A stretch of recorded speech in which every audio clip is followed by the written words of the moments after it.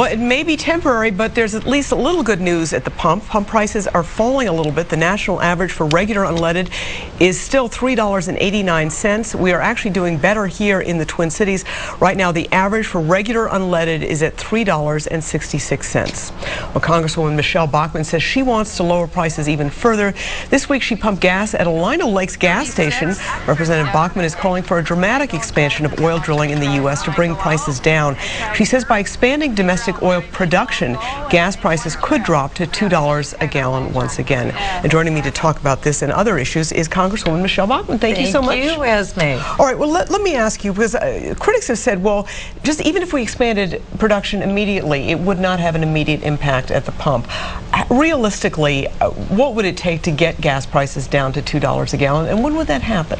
Well, remember, the day that President Obama became president, gasoline was $1.84 a gallon, and so prices have gone up 110% since he was in an office. And in the last 30 days, gas prices have actually gone up 30 cents a gallon. It's pretty dramatic, and for the average Minnesotan, that means they're paying $2,000 a year more for gasoline now than they did the day that Barack Obama came into office. It's a significant difference. And so what we can do are a few very simple things. We can legalize American energy production, because the good news is the United States is the #1 energy resource rich nation in the world. We actually have more oil than Saudi Arabia has. We have 25% of all the coal in the world here in the United States. We have trillions of cubic square feet of natural gas. We can convert cars to run on gas and buses.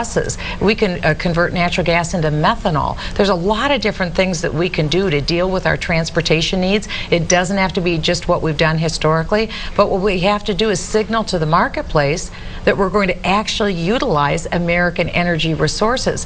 When we did that, for instance, when both Nancy Pelosi lifted the moratorium and George Bush lifted the moratorium, immediately energy prices fell 9%. So if we just even announce to the market that we're going to utilize and add more supplies, we'll see the price come down. And something else the president could have done is build the Keystone Pipeline. That would have immediately created 20,000 jobs just to build the pipeline, but it would have added over 400,000 jobs once the pipeline would have been built. So there's a number of things that we can do, but we need to signal to the OPEC nations that have a stranglehold over us right now on energy prices at the pump that we're going to do something. And since we are the big dog in the block, so to speak, the #1 energy resource rich nation in the world, we should stop acting like energy paupers and instead produce what we have. And it isn't just about bringing the price down.